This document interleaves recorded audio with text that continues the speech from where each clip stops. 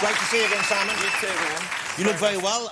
So do you. How was your summer? Did you enjoy it? Did you get away? Did you have a break, or were you working? I was working. I was filming all summer. But you seem to me that... I mean, you are a very hard-working guy. You always seem to be filming, always seem to be working. It's when I'm happiest when I'm doing that. I was making a film called How to Lose Friends and Alienate People, and having a great time shooting in New York and here, and yeah, it was brilliant. And so, does that ever feel like a holiday for you, a break when you're filming abroad? Is it kind of hard work, or do you get time to relax and to see the sights and to... We had a couple of days in New York beforehand, and then it was all night shoots, so... But it was fun, it was weird. I had my sort of trailer was on in Times Square, right in the middle of Times Square. It was bizarre. Now, yeah, and I think you deserve your success, certainly, and you're a very talented actor, but there are there moments when you think, I can't believe this is me, Simon Pegg, making a movie in Times Square? Yeah, all the time, absolutely. I hope it never stops being like that. It was quite remarkable. And how gruelling is a night shoot? They say a night shoot, is that like you film until fairly late at night, or do you film all through the night? Dawn. You go... I was in the back of a yellow taxi,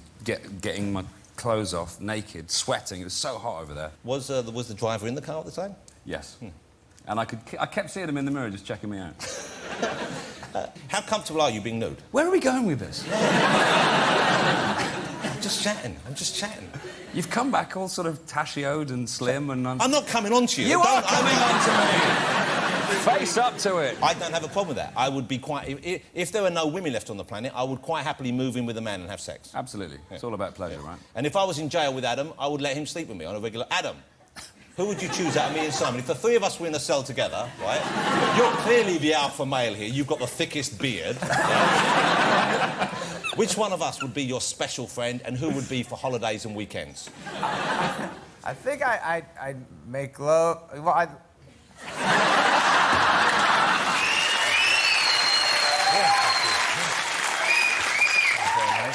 I like to think some of the whistles were for me as well. Tom, how great to see you. It's great to see you again. Thank you for coming on the show. Welcome back to London. Thank you. How was the premiere for you this week? It was Wednesday night, and you had the big one in Germany, you had the big one in Berlin as well. Yeah, we had that in Berlin. The one in Berlin, I believe the movie got a standing ovation. Yeah, we got, standing ovation. Were you concerned about how it would play in Germany? Because obviously it's a, I know it's a positive spin on that particular period in their history, but at the same time, it's, it's a there's a lot of pressure when we're making it to make it accurate to those events. I mean, we weren't necessarily trying to put a positive spin on anything. We were just trying to tell the story, and there's a lot of pressure when we were making the film. Just, I've only played a historical character. This is my second time. Ron Kovic, and Born on the 4th of July, and then this film. And the vampire guy as well, of course. Oh, yeah, he's our story. Yeah. Oh, yeah, I forgot about that. Three. That was in the past. Right. Yeah, of course. I'm going to talk about the movie at some length later on, because I love the film. We'll talk about it. But when you come, I've noticed, when you do premieres and when you come over here to premieres, it's a kind of almost a tradition where you walk around and you seem to want to greet every single person in the crowd individually, which is a lovely gesture. It's a marvellous thing. But you spend a lot of time out there. How long do you spend outside, on average, before a movie? I don't know. I really don't know. It was about an hour, I believe, the other night you were outside there for. It's like somewhere between an hour, 2 hours, or something like that. Whatever, when, we go around, people are, really kind enough to come out and say hello, and I want to do that. It gives me a chance to say hello to everyone. And do you find, I mean, presumably you can't get to everyone, so do you find that even if you've been out for 2 hours, as you go in, you hear someone saying that miserable bastard didn't say it? Just for 2.5 hours inside. Like a sweet hitch on the back of the head. Here's a photograph, Tom. Check this out. You remember this, I'm sure. I can't remember which movie. You rescued a boy from the crowd. Yeah. This kid was being crushed. Everyone came forward, they saw you there, and you pulled him out of the crowd. That must have been a strange thing, and also, I mean, God bless you for stepping up there. That's happened a few times, actually, with pulling people out to get a little crushed sometimes, yeah. I remember that. And when you get the boy over the other side, what do people do with him? Do they just throw him back out? Does he just has to find his own way home? I mean, on the one hand, I'm glad you did. On the other hand, I think you're being a bit irresponsible there. I think you went on and had a film career. Now, can I ask you, there's a focus you seem to have in your work, and I'm curious as to where this comes from, because you seem to be... When you want something, I get the feeling you go for it. Has anyone ever told you this couch is not as comfortable as it looks? I mean, it's... Look. You want to go and jump in on couches? No. That's your business. Right, yeah. This one's for sitting on, all right? This one's for sitting. Do you still get a lot of people ask you about that and say, what the hell were you thinking? You're jumping around on Oh, yeah, the the friends called me right afterwards. What did they You know, say? friends are like, oh, come on, you know, just teasing, taking the piss out. But you're lucky you didn't fall over backwards off the back of it. Yeah, definitely. But it was just a happy moment. Yeah, it was. Met my wife, it was a great moment. Yeah, I've never been that happy in my entire Never, life. I know. Well, now I'll make sure, you know, we'll You know what? Because I've put never that met... in its obviously- proper place. Well, I've never met your wife, obviously, that's Yeah, it. I never met my wife. No, I know what you mean. You know, I loved that. I thought it was just a joyous thing. And you know what? It was nice. It was nice that you... A lot of the time you see people who are big stars and you feel that they are controlling themselves or being controlled. They're not going to relax and never do anything, let's face it, stupid in public. And then ridiculous. But it was great. Utterly It was, ridiculous. Yeah. But you wouldn't be doing that again, I don't think. No. Yo, Simon, what's up? What's up? What's up? Huh? So thought I'd start being a bit kind of trendy for the kids there. Do you ever say that? Have you ever said what's up? Do you give people the high five? I ever? always do that these days. What up, man? That kind of stuff. Have you ever called your wife my bitch, ever? Not to her face. In private, sure. Well, welcome back home. You've been in America for I a have. while. You've been filming over there for a big chunk of the last year. Yeah, it's been a bit back and forth this year, but great fun. OK, well, we're going to talk about the new movie in just a minute. But first of all, the one that I'm really psyched about, which I haven't even finished yet, is Star Trek. Yes. I can't believe you're in the new Star Trek movie. And I don't mean that in a bad way. I just can't believe mean I'm in the new someone Star we know. That's going to be so exciting. What can you tell us, if anything, about the new Star Trek project? I can't. We're so gagged by Paramount. I mean, willingly so. We're not supposed to talk about it. You don't want to spoil it. I can't. Well, no. J.J. Abrams is the director. He doesn't want to spoil anything about it. So, I mean, when we were filming it, we used to go from set to the studio in covered, like cloaks, in golf buggies covered in cloth. So people couldn't see to you? a tunnel, so there was no snappers could get us on the road. Wow, so they're really... Secrecy's big thing. Absolutely incredible. And you play Yoda in it, is that right? I play Yoda. Typecast again. No, can we say what you play in it? Yeah, I'm playing Scotty. You play Scotty. Yeah. What? She cannot take it, Captain. Remember Scotty? She cannot take it, Captain. That was kind of it, wasn't it? That was what was said in the show, yes. Do you do it in the Scottish... Are you a Scottish Scotty? I am Scottish. I mean, I tried to approach the role like James Doohan did when he got the part, which is say, OK, the guy is Scottish, he works in space. I didn't try and do an impression of James Doohan. But he's like the guy who would keep a big ocean ship going. Yeah, Maybe he's like the in a engineer. battleship or something. Yeah. He just keeps it going. So And it's right that pragmatic. he's Scottish as well, because the Scots came up with all those amazing engineering inventions, so he's the Uber Scot. I don't want to treat you like some kind of, like, you know, performing monkey here wish or you anything would. like that. But we would love to hear a little bit of the I accent. can't do that! Why not? Because I'll be sued in the face. Sued in the face? Is that some sort of really aggressive legal tactic? That's highly litigious nastiness. That's Paramount will sue my arse off and stick it where my head should be. What if you said it while I coughed? But then I'll do it for you later, privately. Oh, yeah, you're going to love that, aren't you? But it's a weird thing. I can't do the accent because for that's Could you do us the walk? That's the walk. Yeah, it's like this. She cannot take it, Captain. Because he works in a confined space below stairs. I'm slightly bent. I'm looking forward to it. No, we haven't got any photographs of this, but we've mocked one up to see what you might look like in the gear. Look at that. Here's what I was going to ask you. I was asking, because I'm you know, your focus seems to me a very powerful thing. You know, I get the feeling, not just the way you've kept yourself in good shape and the way, obviously, you've pursued a career you wanted, but I get the feeling when you set your mind on something, you achieve it. Would I be right? That's more... I try. Do you ever give try up to on do anything? that. Have you ever sort of, like... No, I mean, I just remember my whole life. I've always, if I, you know, wanted to do something, you know, I mean, I think the way I was raised was really good because I worked as a young child and contributed to the family very early on. And you just know if you want something, you want to do something, you got to work hard for it. So Well, I know you had a pretty always tough wanted to do childhood, that. didn't you? It was interesting. It was there was a lot of joy in my childhood. I had a great mother and 3 sisters and some challenges, but I think that's helped me in life. There's one thing I read about. I was reading about your childhood because your mum took you and your sisters away from your father, and she raised you. Yeah. And I read somewhere you talking about the first Christmas you had. Yeah. Could you tell me about that? Would you mind telling us about that? I remember we didn't have any money, and so what we did was we picked names out of a hat of each, you know, the siblings and my mother, and we spent a month doing things for that other person, and then, you know, on Christmas Day we wrote a story or a poem for them, and I think it was one of the great Christmases that we've ever had. What a lovely It was a story. great time. That is. Yeah. And what a remarkable time to spend with your sisters, to be brought up by your mother, sisters there. Presumably you're still very close-knit. You're a close-knit group. Yeah, very. Yeah. And one of your sisters works for you, I think, didn't she? Yeah, they're all around. I used to, we all close by and work together and play together. Is it true they used to bring their friends home to practice kissing on you?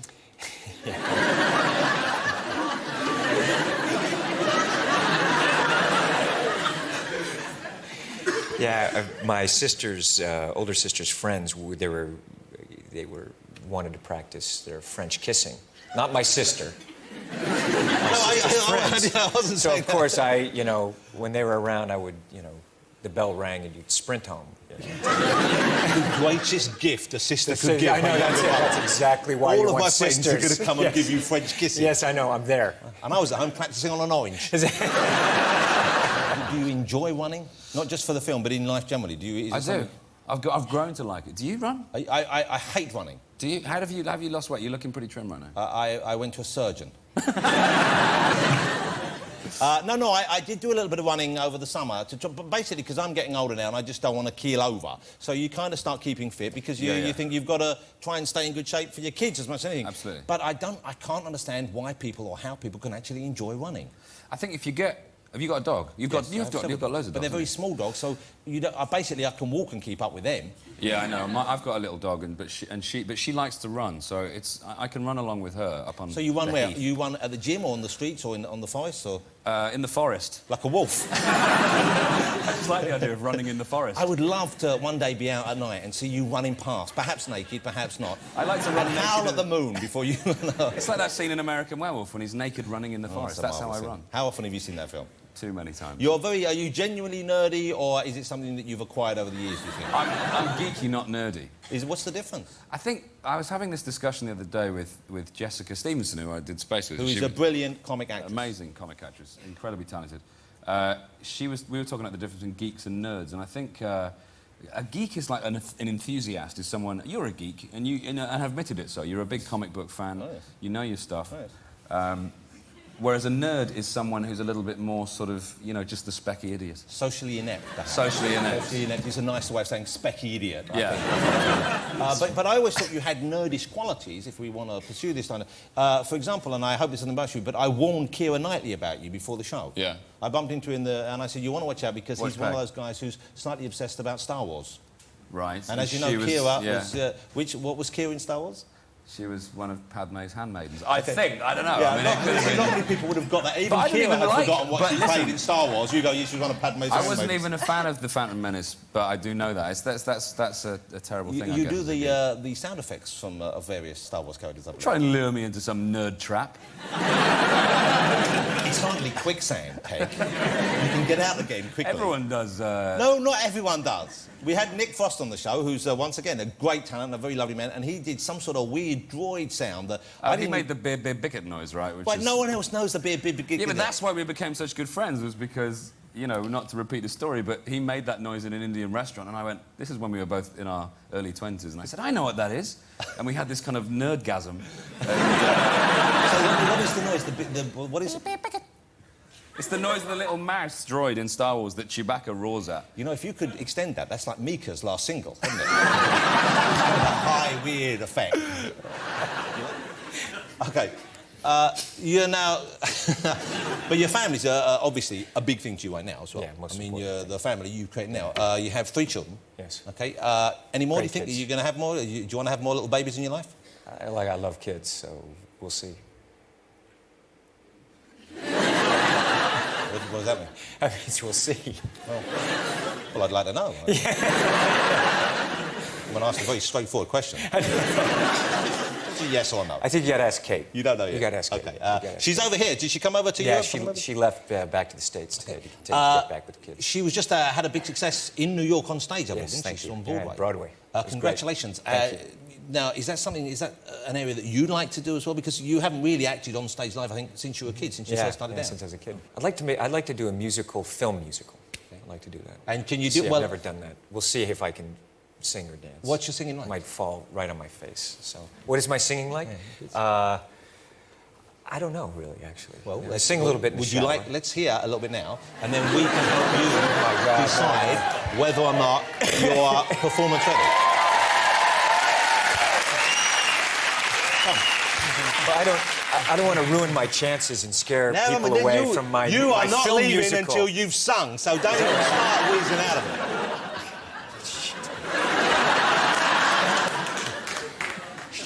Hold it. Come on, now I'm Press sweating. that record Come button on. now. Like, one little bit. Okay, hound dog. You ain't nothing but a... How's that?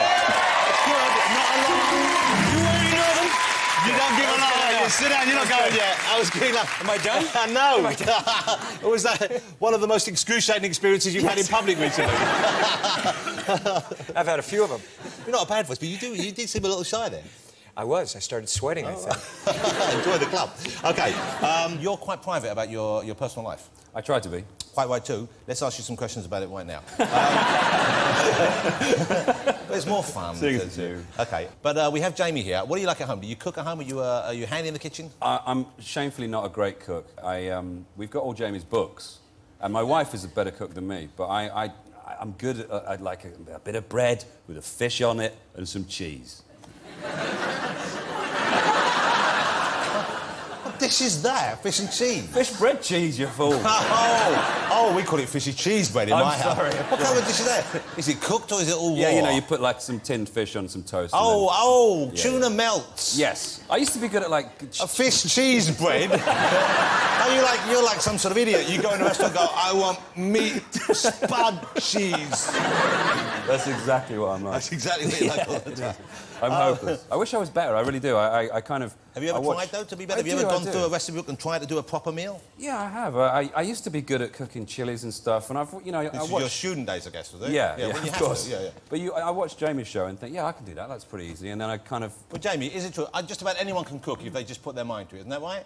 Anyone. Yeah. And so you could teach Simon a few things, couldn't you? Easily. Have you ever cooked cheese fish bread, Jamie? Never. No. see? So you could teach something back in return. I'll teach him how to do it. Okay. It seems to me there aren't many things that you haven't mastered.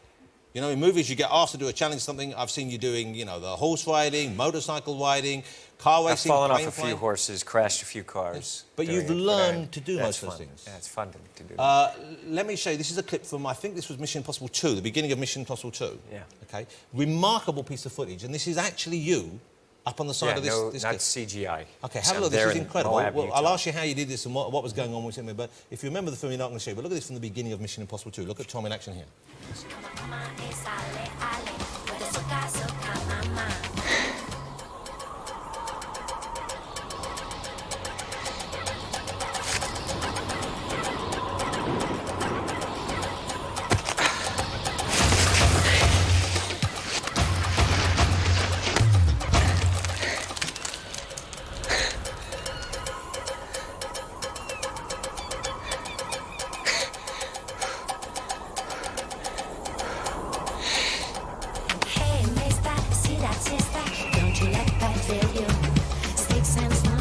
You want the man who looks good, kill you. Oh, hey, come my way. Suka, na, na. Come on, sale, ale. Those guys. That's remarkable. That hurt. That hurt. So that's actually you. That's me. And there's We a were in harness Moab, involved. Utah. I guess there's a Yeah, harness. I had a involved. harness and a very thin wire, but when you're doing the jump, I had to hit a mark, and there was no net and all of that. How high up were you there? We were thousands of feet. That's unbelievable. I mean, I get scared just watching that. Yeah. I used to call people to the side and ask them questions to the side of the cliff just to...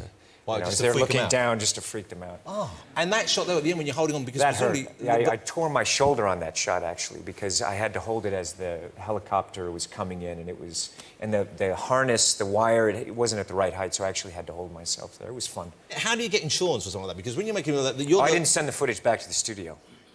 They didn't want to know. Sherry Lansing, who was head of the studio, they kept trying to cut this sequence out of the movie, saying, figure something out. I said, I can't figure out a better opening. I can't figure out a better opening. And so we went and shot it for 4 days. And I said, please don't send the film back. They don't need to know what we're doing here. Well, as we saw earlier, Stephen Fry also does many of his own stunts. Would you give him any tips for how to handle a horse? You know, I remember doing Far and Away, and I flipped over the back of the horse going about 34, 35 miles an hour. But there's a real danger you could get seriously hurt when you do I was lucky I didn't get hurt. Yeah. One is out on Friday night, I think this week. It's tonight, yeah. Of course, tonight. Yeah, hopefully people have just come back. That's Hank Azaria or Azaria, is it? Azaria, yeah. Azaria, who is, he provides many of the voices for The Simpsons. He's there in fine form now. We've been talking about this earlier. Inadvertently, we've stumbled on it again. He does appear to be very comfortable in the nude. Was he naked in those scenes with you there? Yeah, well, you know, as usual on a film set, we were up against time that day, and you can, if you do a nude scene, you can have a modesty patch put on, which is just a little cut that goes over your area. You'd think they'd call it something a bit more impressive than a modesty patch. I like pouch. Yeah, pouch, Yeah, is it? patch. Oh, I thought you said modesty patch. No, not that's patch. Who wants to put on a patch? A patch is like flat on a pouch cups. Yeah. I'd want a modesty bag or sack. But he forewent that and just did it. So the camera crew were behind Hank. Why would he do that? And I just had a face full of his knackers.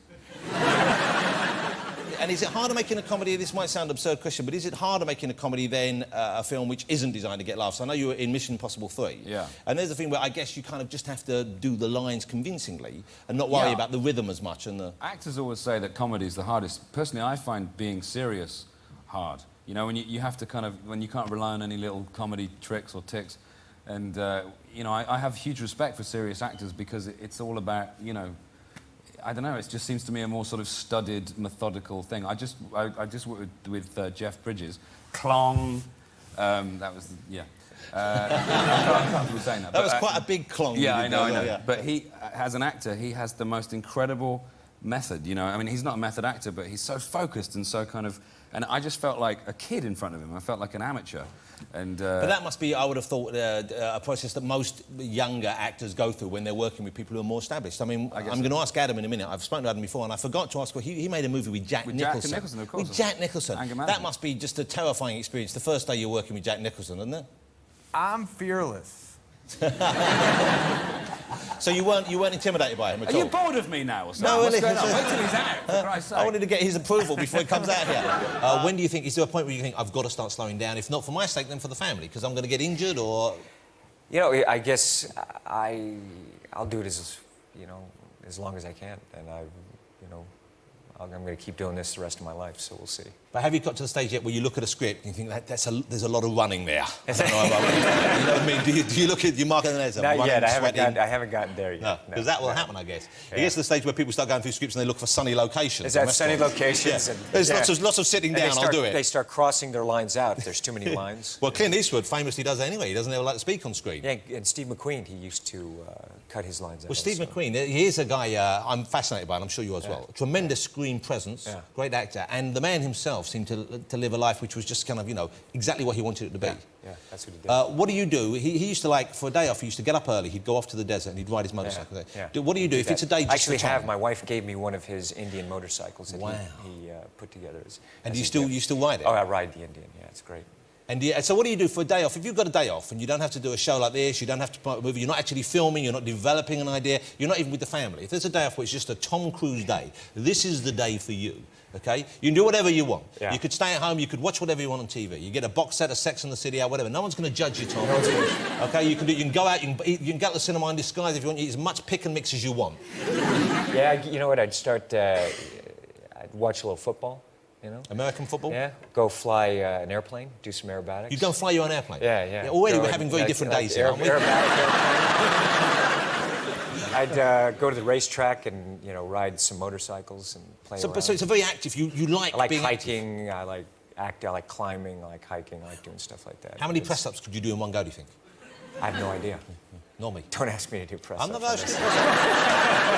just curious. I have no idea. I'm just curious. None. I'm just curious. None. How many can you do? I do many. At least 7 or 8 proper ones. 7 or 8 right in a row? The ones where if you've got to touch your nose to the floor, about 3. Yeah, I've got this thing to try and keep in shape, and you're right. Yeah. I'm in great shape for my age. Thank you. But he was saying that earlier. We didn't want to put that in the show. It seems self-serving. I have a vibrating platform I stand on. You heard about these things? No, I haven't. Yeah. What happens? I don't understand. It just sort of shakes you up a bit. I don't know if it does any good, obviously not. And that's supposed to keep you fit. Well, it's meant to keep you Is fit. that good for your internal organs? Probably not. And I tell you what, you break wind copiously. Do you? But I get the feeling, unlike the rest of us, you probably don't have a major flatulent problem. You don't... If you're at home with Katie and you break wind, do you fan the duvet like the rest of us do? or is it Mission Impossible 3 lockdown? You know what I'm saying? You know what I'm saying? It happens to all of us, to the best of... Sorry. I always fan it. Get it out. Do you fan or do you lock down?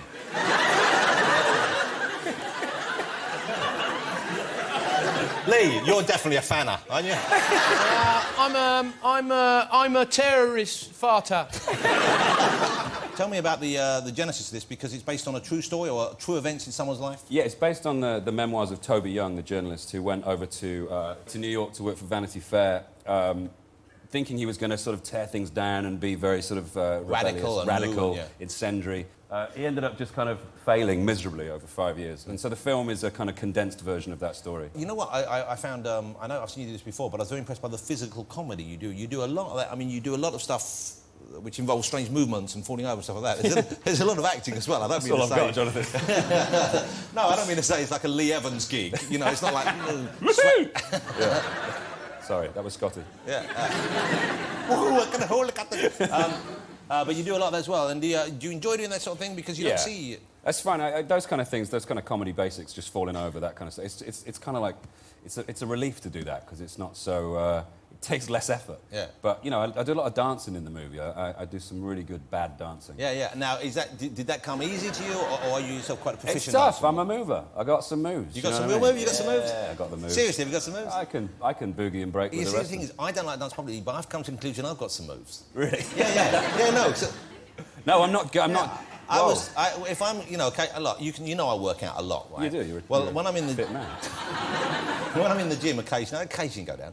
I throw some moves. I like to dance in the gym. The other day I went down to work out. I just danced the whole time. Did you? Yeah, because it was like a great show I was watching. It was like a free show. What are you wearing? I was wearing a vest and I had some shorts on. That was about it. Go on. And I took my watch off because I was really throwing some moves, you know, and I didn't want to hurt my wrist. Of course. My man, I was throwing some... You need your wrist. Do you want to throw a move for me now, right now? Should we do a bit of dancing for some moves? You want, we can do Come on, it. let's do a bit of dancing. Your microphone, your microphone. Looking...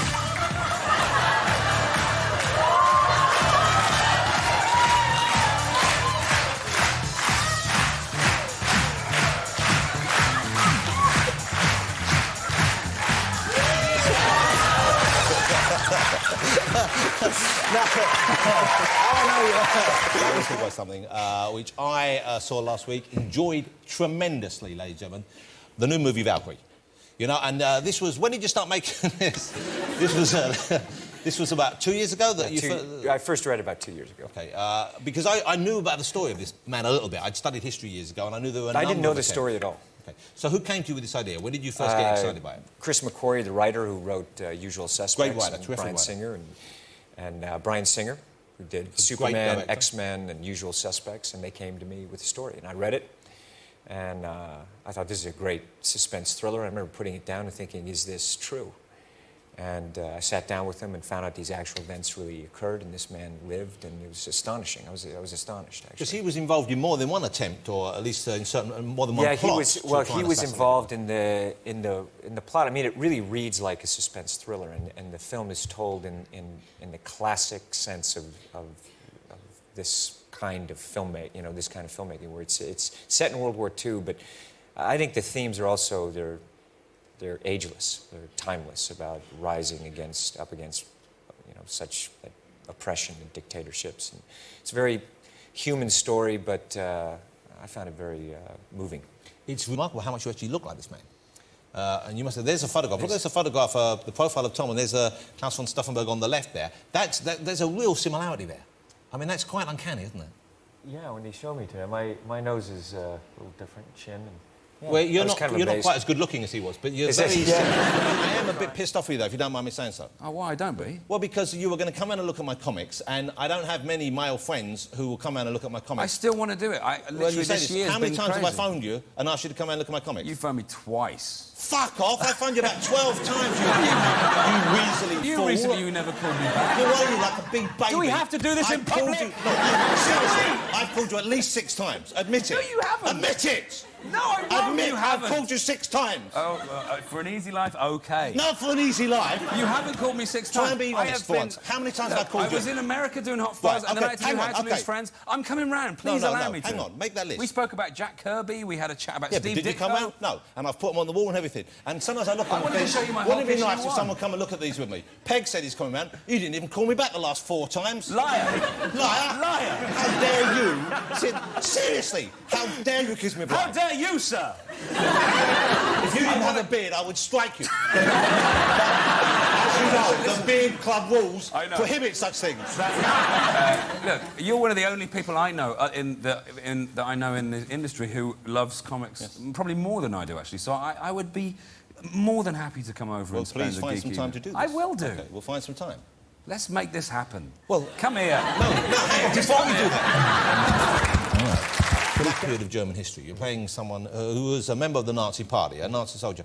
When you're preparing for that part, even today, I imagine, when you're putting on the clothes that kind of, but even today, the Nazi uniform, it has a certain power that comes with it. It's a certain, it's a shocking thing. It was creepy the first time. And it must I be put this- strange. It was creepy the first time I put it on. It came in, and there's been a fascination. My whole life, I've had a real fascination with World War II, and of course, I saw, The World at War, narrated by Laurence Olivier. What a great series. Yeah, it's just an incredible series. And just all of a sudden, there's the first uniform that I was at my office, and we were all around and to try it on, and it was, it's just. It has a power to it. It must be peculiar. Yeah, it was very peculiar. But also what helped is that what this man stood for, I greatly admire him. And he was someone who opposed Hitler. Actually, even as early as 1938, someone's got to shoot that bastard. And I found it just very compelling. At what point do you decide, or the director or someone, decide on how you're going to play the characters? Because you're playing Germans. Sometimes you see movies in which people affect a German accent when they're doing them. Other times they play it with their own accents, which is the route you went down. Were discussions held? Did you try out accents before? Spent a lot of time going through it. How are we going to approach it? But it's also this is a broad audience film, and I think that when you look at those kinds of pictures, where if we're going around affecting German accents, where we're in Germany, we also thought, well, why don't we all just speak German? Yeah. So we just, did it that way, and Brian, I think it was the right choice. Do you like? So I start out. I speak German at the beginning of the movie. When was that you speaking? Yeah, that was me speaking German at the beginning of the film, because it really will want to take the audience and bring them into this world in this time period, so that you hear me speaking German as I'm writing in my journal. It's a very clever device. Yeah. So you learned a little bit of German, or a lot of German? Yep, I learned German. Yeah. So you can Learned a actually little bit of just German. back and do it. What? What language are you speaking? Eine kleine Nachtmusik. It's horrible, isn't it? I think that was horrible for everyone to watch. And for us to, we hadn't planned on doing that. I don't know where they found the music from. I was going to sing while we It was did incredible. It was like it was something we both wanted to It do. felt very organic to me. Oh, dear But then Lord. I think the audience will agree. I feel the best moves. OK, so the movie itself takes place in kind of, what is it? It's nearly the present day, just a few years ago. It's kind of, well, the book was set in 95, but the film is set now. It's kind of, because this is a time when that sort of celebrity worship is at a ridiculous high. a real high. You work with some great people in the film, of course. I'm very lucky to, yeah. You get to clinch with some very gorgeous young actresses. I do. I'm in a sandwich with a couple of hotties. Kirsten Dunst and Megan or Megan? Megan. Megan Fox. Now, listen, you're punching way above your I weight know. there. Mate, I know. But what's brilliant is that, what a great job I've got. I bet you did your Scottish accent for her when she asked. My wife is Scottish, so, yeah. That's how I got my accent. Is that where right. you got the accent from? Yeah. OK. When your wife gets angry with you, what does she do? Does she use any colourful Scottish phrases? Is that you? You're trying to make me do Scottish accent. No, that was really not on my mind. She calls me something called heed the ball. Heed the ball? Heed the ball. Are you sure she's not Iranian? No, it means head the ball. Head the Yeah, ball? it's like for a bit of a foolish boy. Any Scots know that? Yeah. Yeah. Well, you sounded Scottish. Yeah! He's Scottish-Canadian. Did you see Tropic of Thunder, ladies and gentlemen? Did you see the film Tropic Thunder, it's just called? Yeah, Tropic Thunder. Great film, hilarious film, and, you know, very rare that someone in a small part just about steals the movie. And there's a movie chock full of fabulous performances. But Stephen mentioned it earlier on, that clip where you come on as the actor Len Grossman, is it? Yeah, Les Grossman. Is quite remarkable. Thank you. I knew you'd done a bit of comedy. I hadn't thought of you being kind of that gung-ho to join in. How did the whole look of this guy come about? Actually, I was working on a script with Ben, and you know, we started talking about. I said, you know, you got to have a studio head, and he came back and said, you know, read this, and I said, oh, I got to play this character. But I said, but I've got to have fat hands, and I said, I want to dance. Why? So he kind of looked at. I don't know. You know, when you're working on characters, sometimes you just get ideas, and so we worked on the test, and I showed him how I wanted to dance, and we just played. The hands are kind of disgusting. The hairiness as well. Yeah, I want if there's anyone at home who looks just like him, I apologise for saying this, but it's a revolting-looking appearance. Well, he doesn't think so. Les doesn't think so. He thinks he's a player. He's a player. Player. Once again, did you work out this dance at home? Do you have professional help with this? Or No, I just did. We just started dancing. I just started playing. You know, I just started dancing when you know, in the makeup test, I was like, look, you know, this is how I think, you know, he's going to want to move. And you just started, you know, just playing, and he cut it to a piece of music, so we just ad-libbed and played around. So you weren't playing that music at the time? No, in the makeup test they didn't, but when we were shooting, he played this piece. It's Flo Rida, isn't it? Yeah, the guy's Flo name. Rida, yeah. Do you like to dance when you go out? Yeah, I like it. I like dancing. Do you like to sing? Yeah, I love to sing. Okay. I love to sing. I love to sing and dance. Let's talk about One Fat Boy Run. This is the new Run film. Fatty Run, as you called it. Well, in our I thought last that was interview. a good title. I for it. liked it. Yeah, One Fatty Run. Yeah. But here's the thing, you know, I feel a little bit let down by you, by the movie, by the title, because you're not a fat boy. No, well, it If was... you hang on. If you advertise a running fat boy... You're genuinely angry. Well, I go and see that movie and I'm sitting down thinking, I can't wait to see how fat they've made Pegg either get, right? If he's a proper actor, like De Niro, he would have got fat. Unfair. Or, as we Unfair. found out he isn't a proper actor, I thought, OK, put a fat suit on him. No, there he is, looking a tiny bit paunchy. I've got a fat suit on. You have not got a fat suit on there. That belly is prosthetic. I had 1 month between finishing Hot Fuzz and starting Fat Boy. I couldn't go to Italy and eat pasta like De Niro for 4 Why not? Because it took him 4 months. Well, you could have made a start. It's unhealthy. I could have had a heart attack. You baby. You big, bald-faced baby. I had 3. I do look like all babies. Someone's told me that. You do? How old are you now?